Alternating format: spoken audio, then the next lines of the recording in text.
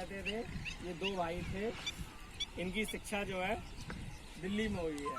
Sitaram market है, वहाँ पर स्कूल है। स्कूल दिल्ली के ये पढ़े हुए थे।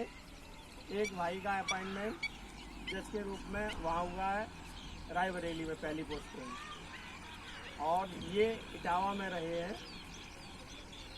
और इनको जो है एक सेवक था नाई, मनोहर नाई, वो शाम को उनकी सेवा करता था, पैर दबाता था। और एक दिन उन्होंने कहा, रोज़ कहानी सुनते थे, सुनाते थे, तो उन्होंने उससे कहा कि हमें कोई कहानी सुनाओ।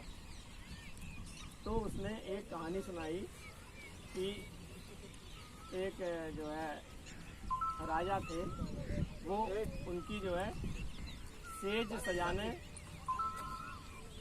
सजाने के लिए एक नौकरानी आती थी। वो उनकी सेज जानते हो क्या होती है? सोने के लिए पलंग, बिस्तर, उसको बढ़िया से सजाती थी, फूल लगाती थी, इत्र रखती थी, और फिर उसमें राजा और रानी सोया करते थे। एक दिन उसने तैयार किया और उसे ये लगा कि थोड़ी देर हम लेट के देखें इस पर तो कितना आनंद आएगा। और जैसे ही लेटते ही उसको नींद आ गई, वो सो गई नौकरानी उसी राजा के पलंग पर। जब सो गई तो जब राजा रानी आई पहले, उन्होंने देखा ये तो हमारे पलंग पर सो रही है। तो ये फिर राजा को बताया गया। राजा ने रानी से कहा तुम ही इसका दंड निर्धारित करो।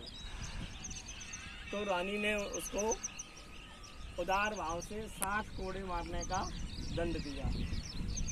और राजा ने कहा इसको दंड कौन देगा? तो रानी ने कहा हम स्वयं इसको दंड देंगे।